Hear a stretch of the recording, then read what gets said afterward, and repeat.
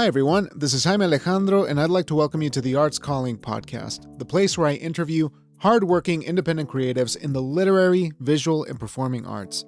I have an amazing episode for you today. We had a wonderful time, so let's get the show on the road. Today, I am delighted to be Arts Calling Court Ludwick. Let me tell you about our guest. Court Ludwick is the author of These Strange Bodies, forthcoming from ELJ Editions, and the founding editor-in-chief of Broken Antler magazine. Her writing has been nominated for Best of the Net and the Pushcart Prize and can be found in Denver Quarterly, Stone Coast Review, Necessary Fiction, Oxford Magazine, Full House Literary, West Trade Review, and elsewhere. Court's art has shown at the Louise Hopkins Underwood Center for the Arts, and she has visual work forthcoming in Zalm magazine, Bleeding Thing magazine, and Body Fluids. She is the recipient of a 2024 Sioux Falls Arts Council Artist Grant, and she has taught workshops on hybrid writing and experimental form, most recently for the Dakota Writing Project and Vermilion Literary Project. Court has an MA from Texas Tech University and is a current PhD student at the University of South Dakota, where she teaches literature and composition. Find Court on socials at Court Ludwick. Find more of Court's writing and art at courtlud.com.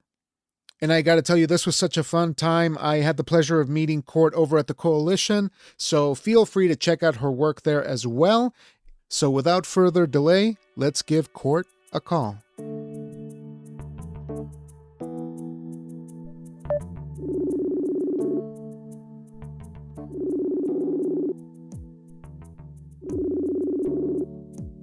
Hey, Court, thank you so much for taking the time to do this. I'm really excited to finally connect after all this time. It was a little crazy getting this podcast scheduled. So thank you again for taking the time to do this. Yeah, no worries. Thank you for your own time. I'm super excited to talk. Awesome. So you are doing so much. You're a poet. You're currently a student as well, and you're heading up this wonderful operation, Broken Antler, which is a beautiful literary magazine that I know we'll get a chance to talk about. But before we get to sort of the mechanics of how those lit mags work, because I myself have one, and I'm always curious how people operate in that space. I'd like to start at the beginning and maybe get a sense of where you come from. And where's home? Where did that story begin for you? Yeah, so I'm originally from Texas, in between San Antonio and Austin, Texas. I began writing at a really young age. I would make these little comic books, and my own work is very like visual, experimental. And I guess looking back, I didn't really realize it until recently, but I think I was always drawn to image and text. But yeah, started writing from a young age in Texas. Had a pretty typical kind of growing up there. It was a smaller town, but I was close to bigger cities. So that wasn't an issue. Yeah, you didn't have the FOMO of small towns then. Yeah, it was nice. Obviously, like politics in Texas are rough, especially as a queer woman. But I had great friends, great family. Things became a little chaotic later. That's what my upcoming memoir is about, kind of charting 2 chaotic years. But yeah, I've been writing for a while. I did kind of veer away from it, but that's how it started.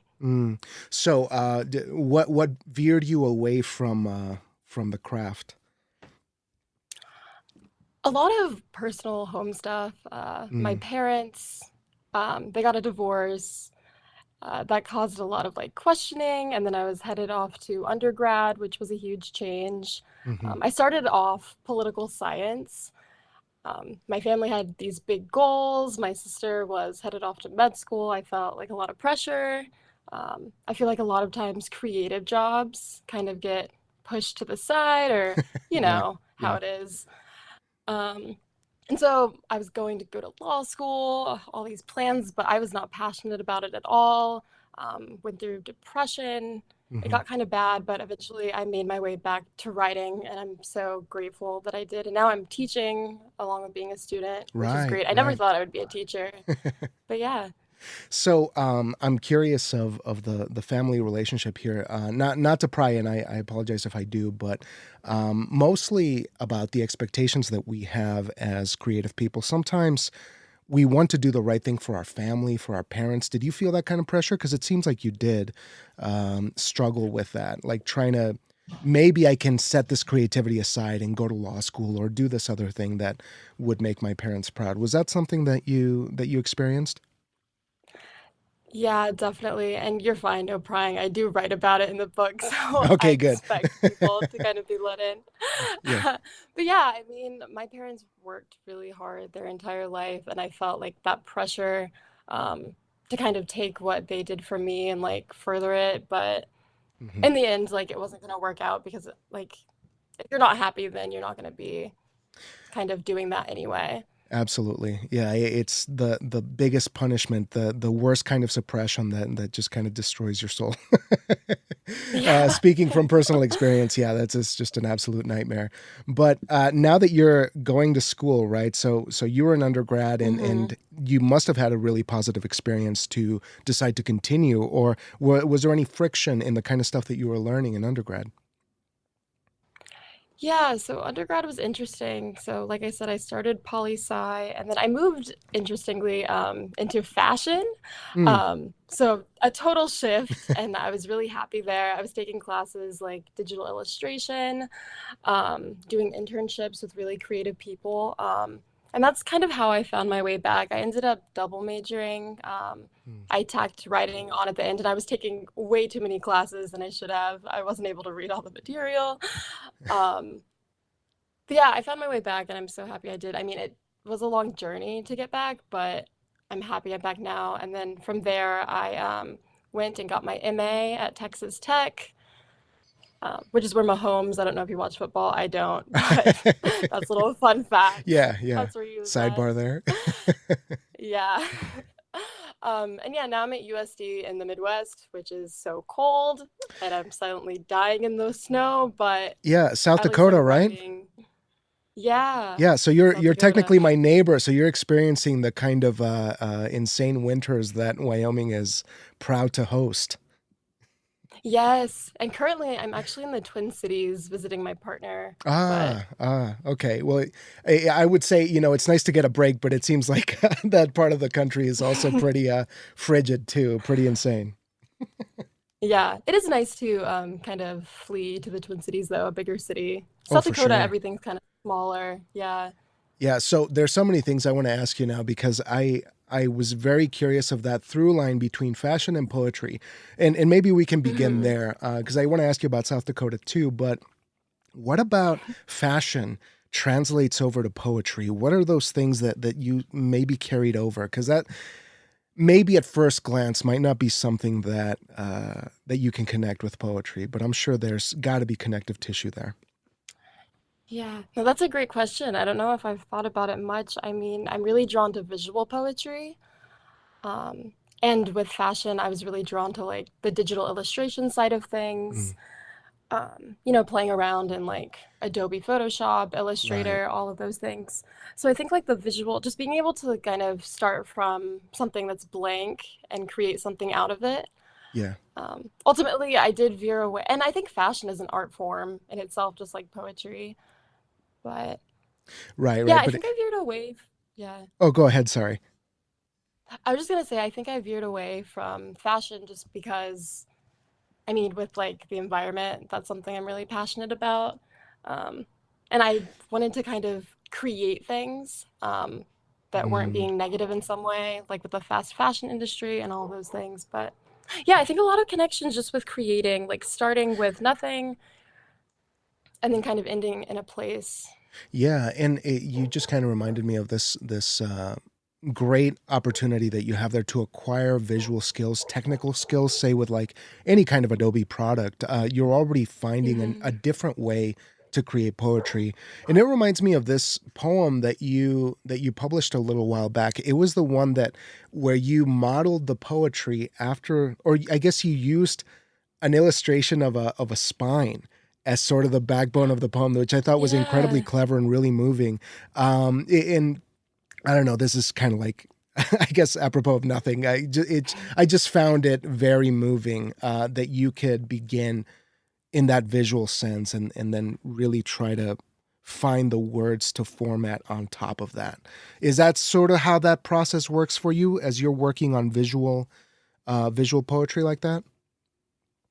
Yeah, definitely. And yeah, vertebral column, that's hard to say. Oh I yeah. think that's the one you're talking about. Yeah, that's the one. Yeah, yeah, I loved that piece. It was so fun. Published at Full House Lit, I think. Yeah. Yeah.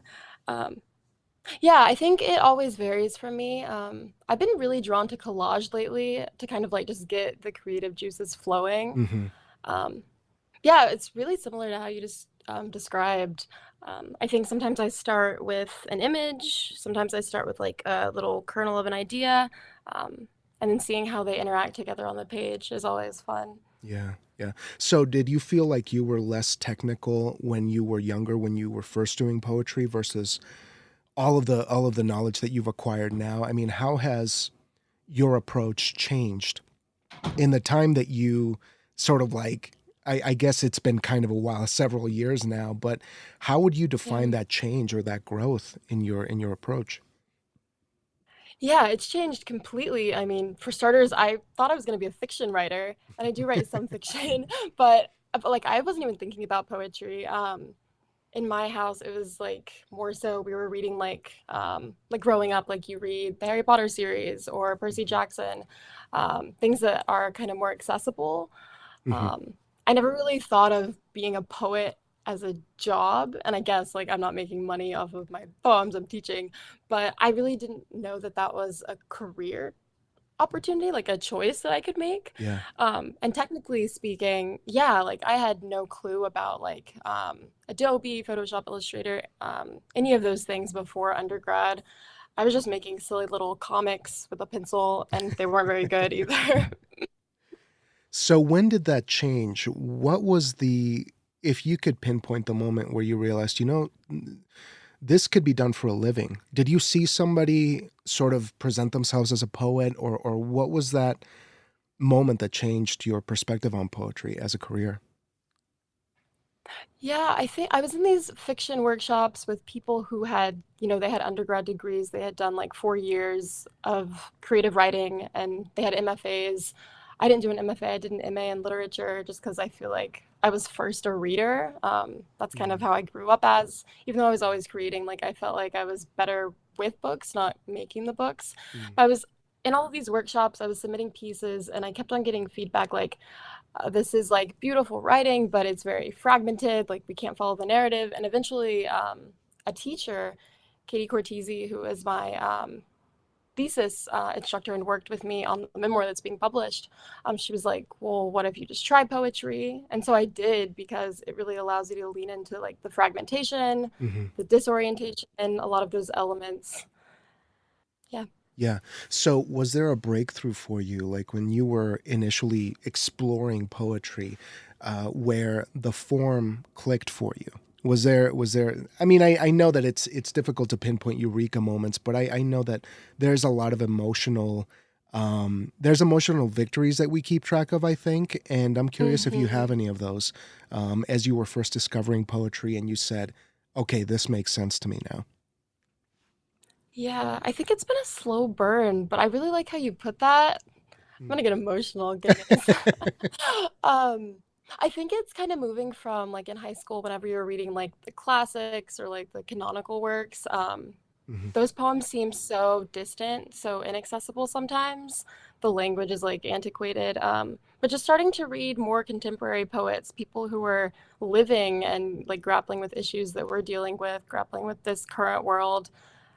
I think reading those like encouraged me to just kind of explore the form and then ultimately start writing in that form. And from there, it did become very natural.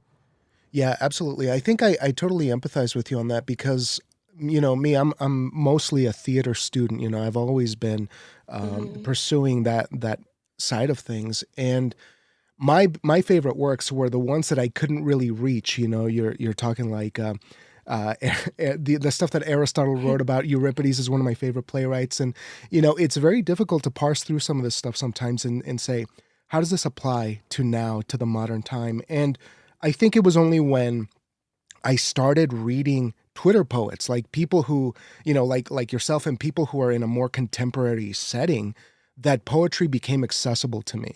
Because I think that's been Yeah. sort of like the biggest wall is like, okay, so you got Milton and you have, a whole bunch of other references that are massive in the canon, but also very much at a distance that I think to me that was a revelation. Was like looking at how accessible poetry has become, Yeah. online. And, just to kind of piggyback on what you're saying, like it's so powerful to see somebody be able to use poetry to express what is happening now as opposed to 2000 years Yeah. ago.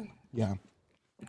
Yeah, it's so great. And I love like sharing contemporary poetry with my students because I think a lot of them come from a similar frame, a similar like education, Hmm. where they think poetry is like difficult. It's something that we can't understand as readily. So it's really lovely when you can like share things and see students, grow in the same way that you are. Right, right. And as an educator, what are some things that have really helped you along in your creative development? Do you feel like there were some hard-earned lessons in the classroom that you've now taken to the way that you write? Yeah, definitely. So when I got started, at least in my programs, they make the people who are just entering the program teach composition. And I've always struggled with composition. I feel like people who are good at, creative things, good at English from an early age, sometimes they can kind of coast by. Mm, So I'd never really had to learn like the technical rules, um, especially when like you're reading a lot at a young age. I think you kind of just pick up those things and you never hmm. really take the time to. So it's really hard for me to teach composition. But once I got to teach literature, I think that's where I really kind of found my rhythm. But yeah, teaching has been a joy, but also really difficult too, especially right after the pandemic, COVID. Yeah, yeah. Have you had to do a lot of virtual stuff for your classes? Yeah, so my first year teaching was 2020. Oh They no. had us, yeah, Oh man. they did have us in the classrooms. We were very distant. We had like those safety shields, Uh-huh. masks, the whole shebang. And yeah, it felt very distant. But I could tell that the students needed to be in the classroom, making those connections. Hmm. Yeah, yeah. So, as Yeah. you're, um, I guess let me ask you this, in terms of how things have changed from 2020 to now, do you feel any kind of normalcy being back in the classroom, without some of these precautions, or do you feel that there is still a kind of communal damage to to the pandemic? Yeah, that's another great question. I feel like things just feel different. I don't know if it's because I was going through a lot around the same time. But I've talked to a lot of people about it, and it just seems like life is a little bit different after the pandemic. We Hmm. do have this new normal. But yeah, it does feel different. It's a little weird. Things feel like we were kind of awakened to, people who were not really caring, didn't Hmm. care if they were doing damage. I'm still trying to take precautions. Because I don't know what my students are going through, health Sure. issues or whatever. Yeah. But yeah, there is this kind of new normal that we're working through. And as a teacher, I'm always growing. So I think I'm just being better for my students with Right. every year too. And maintain that sense of caution for sure. But, Yeah. I know that there's a lot to cover, but I really want to talk to you about Broken Antler for a minute because Yeah. it is sort of a cornerstone of some of the things that you're working on now. So this is a really cool publication, and I'd like you to share a little bit more about the kind of work that you're bringing to the public because I love this stuff. You're sharing dark, speculative, experimental, unsettling, and Hmm. absurd stuff. I mean, it Hmm. really is sort of like the perfect cornucopia of the weird, and I really really like that. So maybe if you could elaborate a little bit more about how Broken Antler came to be, and really why that those areas of content specifically. Oh God, I said content. Those areas of work. Excuse me. I'm so No, you're embarrassed. fine. No, first off, thank you. it started a crazy idea, probably like 4 in the morning, because I'm nocturnal. I think I was playing around on Squarespace, working on my own author website, and I was like, well, what if? And then I just kind of followed the rabbit hole. Yeah, I wanted Broken Antler to really be a place for maybe the oddballs, the weird stuff. I came up with a tagline, the deer from that one horror movie. Yeah, that's us. The things that might, yeah, the things that might not be readily as published in more like the quote, literary unquote, those Hmm. spaces that are kind of more prestigious.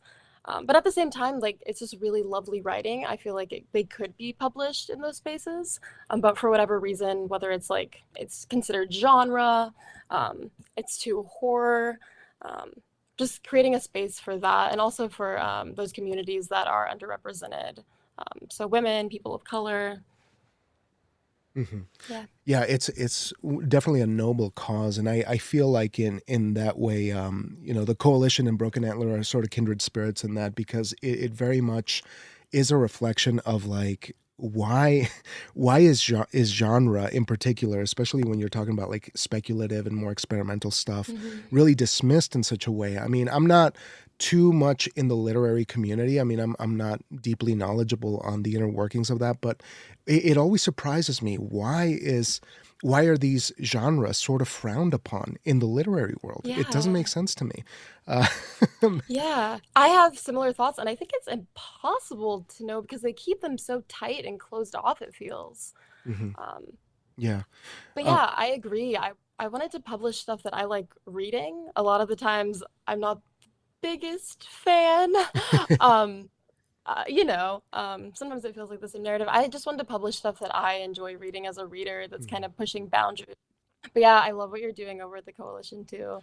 Well, and I appreciate that, because it's inspiring to see, especially somebody with a literary background like yourself, understanding that there needs to be a space for these voices. I know that, like, yes, BIPOC people such as myself, or maybe LGBTQIA plus folks, have a little bit of an easier time because there's more online connectivity, so we feel less alone in Hmm. many respects. But I think it is kind of an uphill battle, because the conventions are very much still in place, in terms of what's accepted in I guess the echelons of of the publishing world. And I could go on like this long tangent about my feelings about organizations and structures of power and stuff like that. My Yes. my wife is over it, but but if maybe I could get your 2 cents on that a little bit more, because Broken Antler,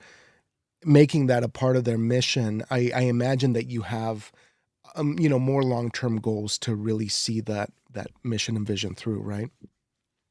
Yeah, I mean, I could do the same thing. Last night, I was joking that I was gonna write an anarchist manifesto.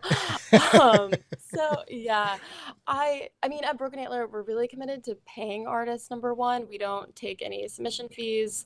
I think that we should be paying people for their art, especially in this weird time when AI is coming onto the scene Yeah. quite a bit. That's been kind of terrifying, navigating that. Also, as an educator, students using it. Oh Um, yeah, yeah. How has that been yeah, for you, by the navigating. way, the whole AI thing with students? I have complicated feelings about this. I think it could be a useful tool. It can obviously help kind of bridge the gap, like checking grammar and things like that whenever Hmm. we do need like a more academic style of writing. But I don't know. It kind of breaks my heart, to be honest, just Yeah. seeing people use it. Whenever you are kind of reading so many student emails a day, you can tell when people use it. I think it Mm. comes off as very robotic. Um, I don't like it, but I think that's just because it kind of breaks my heart. I think there's ways we can use it in the classroom, um, but I think we're kind of navigating that currently. But Yeah. yeah, it does kind of break my heart as a writer. Like, I just want people to write, and I want to read their words there. I want to hear their thoughts. I don't want to hear what some robot is churning Right, out, you right. know? No, and I totally get that, because it is heartbreaking to feel like, okay, you have this person who's just starting to find their voice in the world, and now they have this device, this apparatus that is just kind of giving them more of a mold to speak through, and it just doesn't make Yeah. sense why somebody wouldn't. But I guess, you know, I guess I'm intrigued by how the younger generations perceive the art, if they still see the value in this work, Yeah. and I wonder what you think about that. Yeah. I think a lot of it, like I don't use it, but I see the inclination. I think some of it might come from fear, like imposter syndrome, like what if my work isn't good enough? Maybe I should just use something that sounds, smart or whatever. But Yeah. a lot of the times, like, for example, in my lit classes, when I assign a reading, a short story, a poem, I want them to like write a reading response after, just their thoughts. Hmm. And sometimes students will use ChatGPT, and I'm like, the responses that I like, they're the ones that aren't super refined. They're the ones that are Yeah. just like coming from their brain, their heart. Yeah. The ones that have edges. I Yeah. yeah, and that's what's interesting. That's what Broken Antler, to kind of bring it full circle, Yeah. wants to publish. Like, we don't want something that's been like put into a little chute and it comes out all polished and shiny. I don't want to read that as a Yeah. reader. Yeah. So, well, just a couple of things on Broken Antler here, because it seems like a really well-oiled machine. It seems like you have a good bunch of people who are collaborating with you on there, and I'm curious, what do you think is the recipe for creating a good literary environment of collaboration? Because I ask myself this every day, and I'm still kind of trying to figure that out with my own publication. But for you, Mhm. what do you think is the recipe that makes things work behind the scenes at Broken Antler? Yeah, so thank you for saying that it's well oiled. Sometimes I feel like it's just an extension of me, like super chaotic. But yeah, there's a great team. Raya Hopkins, the managing editor, Amelia Skinner Saint, the art curator, and then Bianca Vinyas, our poetry editor. But yeah, we got together recently at AWP, and it was Mm. amazing because I was meeting Bianca in person for the first time. Oh, wow. Um, she knew Raya from yesteryears. But yeah, it was great. And I feel like everyone is so supportive. I think creating that kind of as the founding editor in chief, I like being open with them. So like whenever I'm struggling, I share that with them. We have a text thread. And also sharing that with like our writers, the people who are submitting, the people who are reading, Mm. being honest and open whenever we need a few extra days or whenever something is kind of going awry. Yeah. I think kind of giving people a peek behind the scenes is something that people appreciate because sometimes, again, like we've been talking about, those spaces can feel very closed off. Hmm. Um, so yeah, Yeah. I Yeah. think that's a big part of it. I think that's one of the more important things I've learned too recently, because I used to have this huge pressure, in the first three issues. I was like, I need to be on it. I need to be 100%. Hmm. And if not, people are just going to hate it and they're never going to come back. And I think the moment I started to be more transparent, even if it was just a little tweet that said, it's going to come out next week instead of this week, like I promised, because my life is falling apart or Yeah. something. I think it really goes a long way, because you Yeah. find that you don't have to be a well-oiled machine. You're better as like a human being rather than a well-oiled Yeah, machine.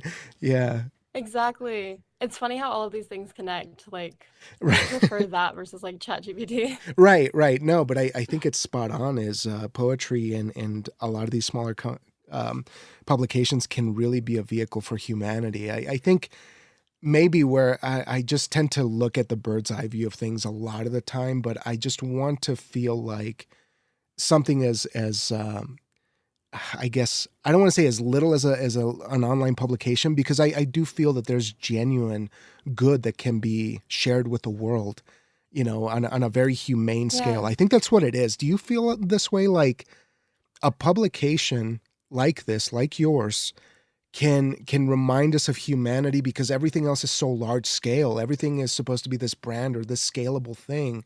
But why can't it be a smaller, intimate connection, with a publication? Do you feel like that's Yeah. a little too out of left field here? No, not at all. I totally dig that. And I think it's true to real life. Like, those corporations can feel so like outer space alienating. Uh-huh. But like in our real world, like whenever we get together with friends, like so it's oftentimes more intimate, and those are the ones that you enjoy the most. Um, Hmm. and so yeah, I feel like replicating that, that's what I want for Broken Antler. just to be a safe space. And it doesn't have to be a huge space. I feel like all of these little spaces kind of build on top of one another, and do kind of enact that change. I don't think I'd be heading Broken Antler if I didn't believe in that, you know? Yeah, yeah. One last thing about Broken Antler, and I'm going to ask you a couple more things about your upcoming work that you have coming, These Strange Bodies. What do you think? How do you survive being an educator, a student, and editor-in-chief of a publication like this, and on top of all the awesome things that you're doing? That is to be determined. Lots of Red Bull watermelon flavor. Oh, no. I know. Get some sleep. I know. Well, I get in these weird headspaces. I have pretty bad ADHD, so I feel like I'll sleep for 12 hours, just like conk out, and then man. be up for 24. So I feel like I get a lot of work done in a short amount of space, which is good for things like this. Right.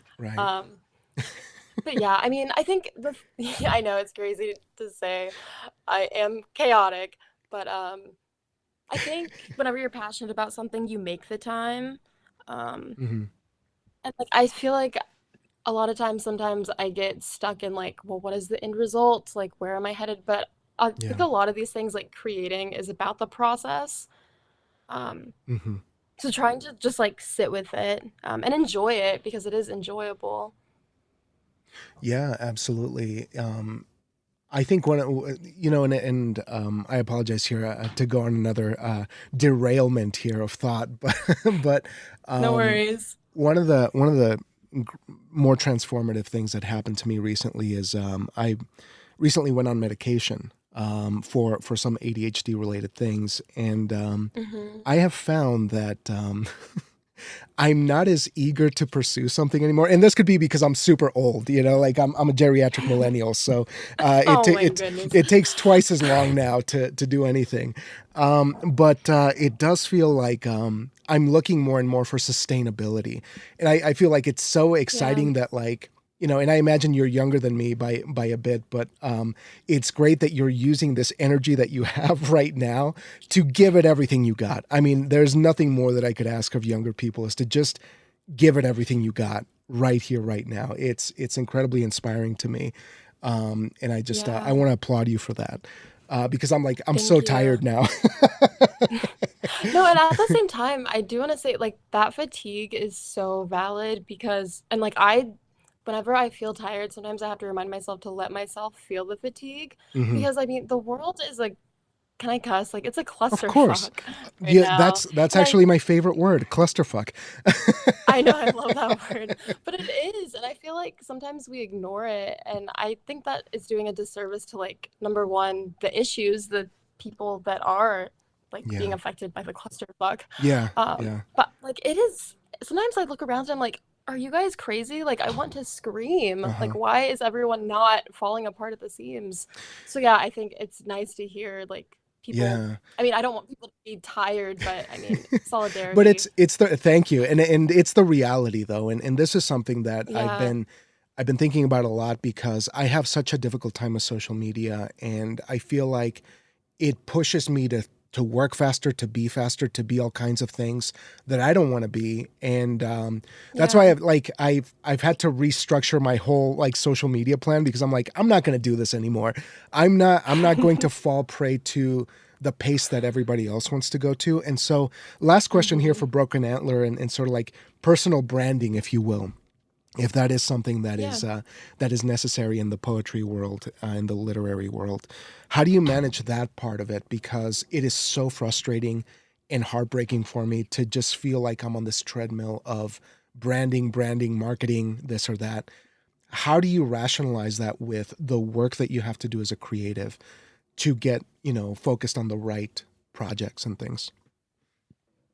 Man, I know it's bleak. It makes me feel like I am like part of like the content slop that ChatGPT wants us to Yeah. kind of head toward. Sometimes I think of it like I'm a mini little publicist for the writers that are being published on Broken Antler. Uh, And that helps. That's kind of fun. I like using Canva to make fun little graphics. yeah. I've it's a huge time suck, but it is a fun time suck. So I kind of try to conceptualize it like that. God, marketing myself, I feel like I'm gonna have to start doing that because my first book, the debut, but I don't want to.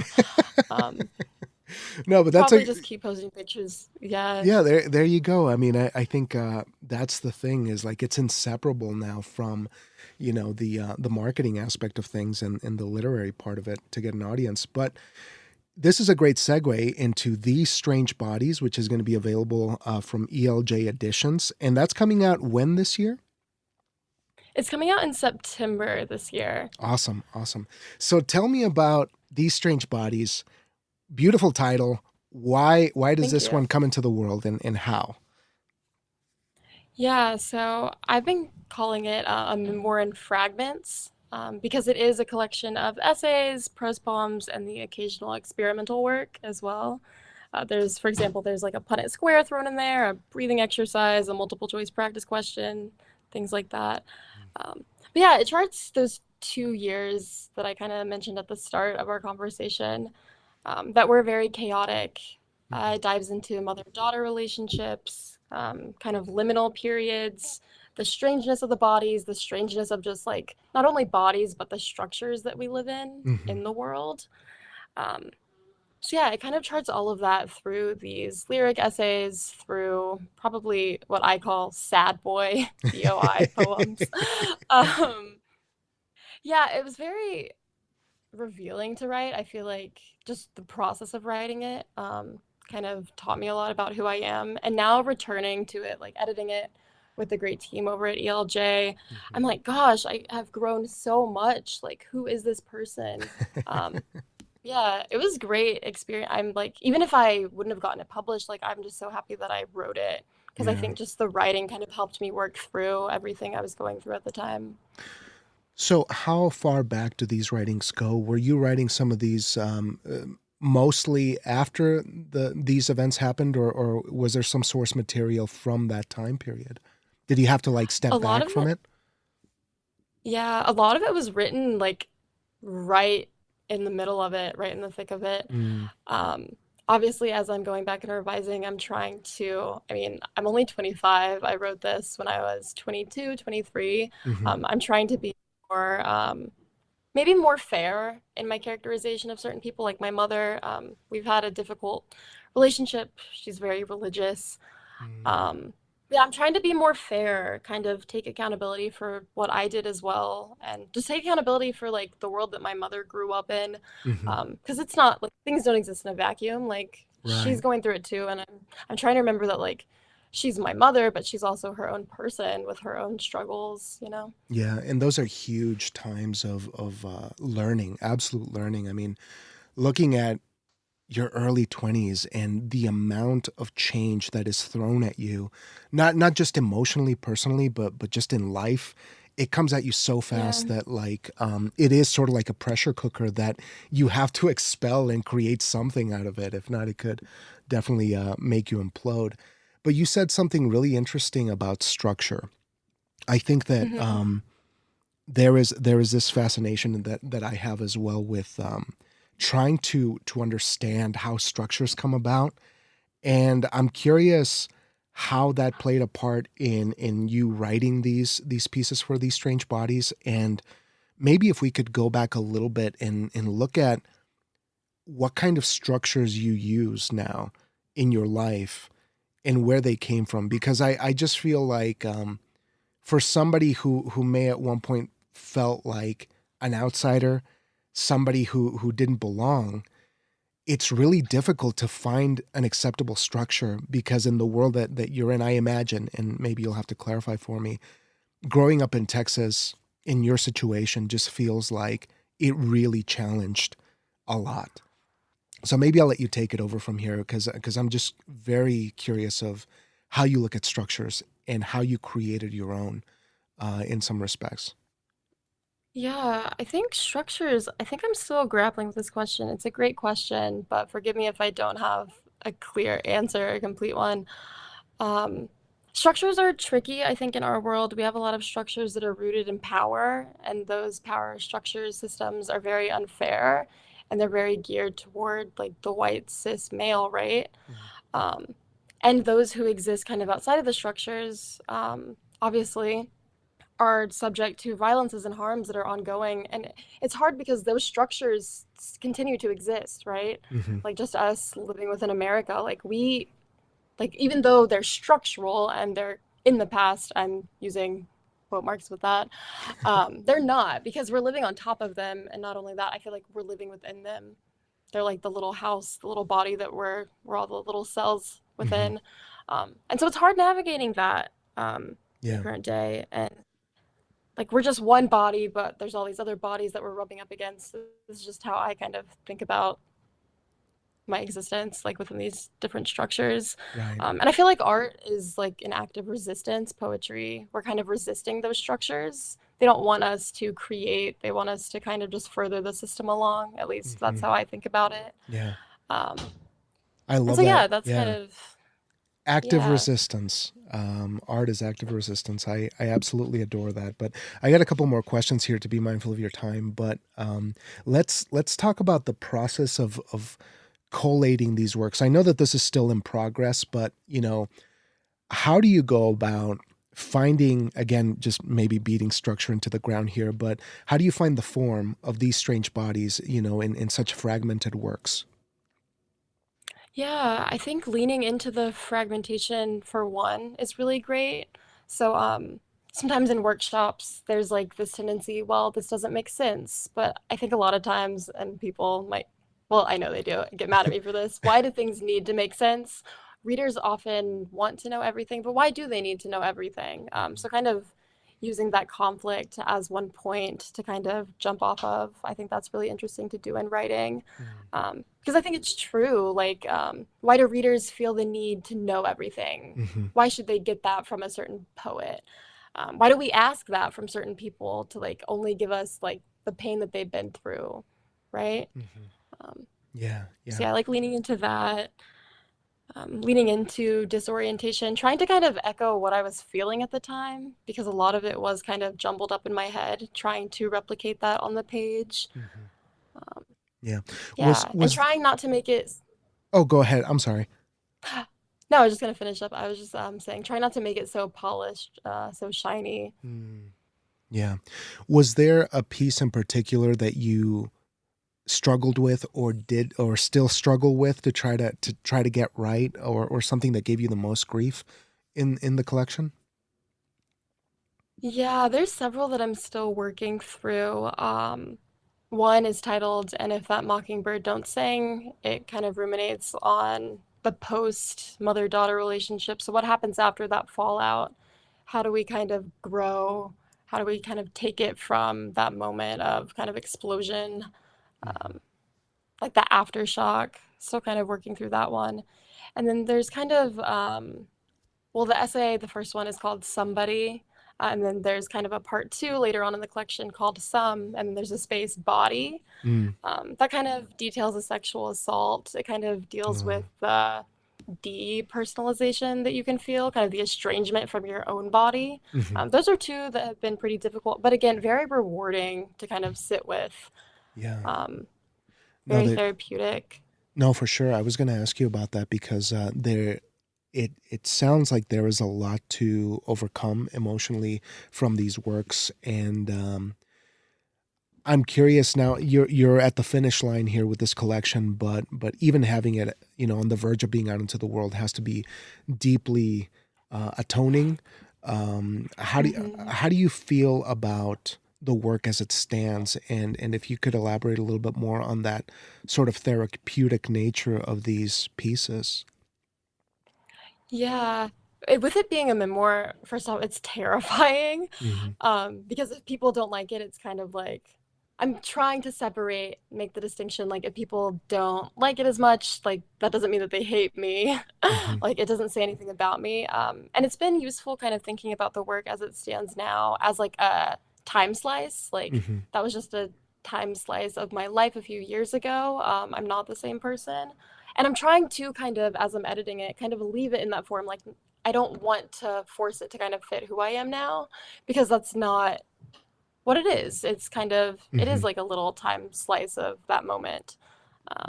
Yeah, thinking about that has been helpful, but it is fucking terrifying thinking about it being out in the world.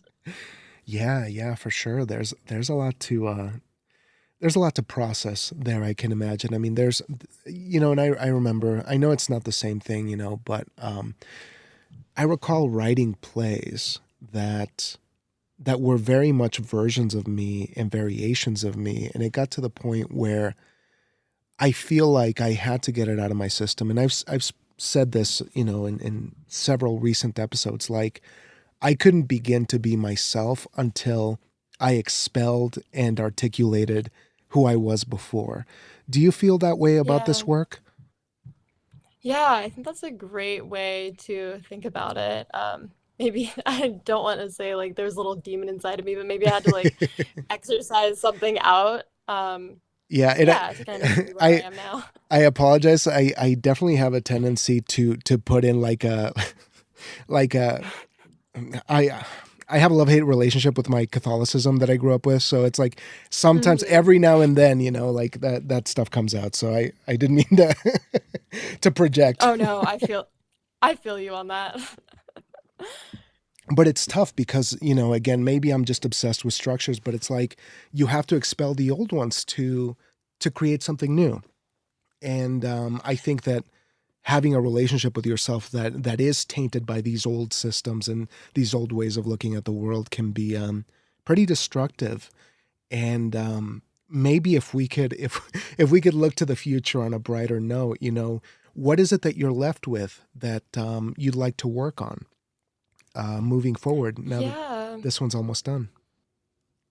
Yeah, so I have started writing a second memoir, a second kind of experimental collection, tentatively titled Index of Bones. So it kind of dives Mm. more into structure, kind of starting to dismantle the body. Because I agree with you. I think like in order to move forward, we do have to kind of expel the old structures. But how do we do that? Hmm. I think that's a question this new work is very interested in. Oh, that's awesome. That's wonderful to hear. But Yeah.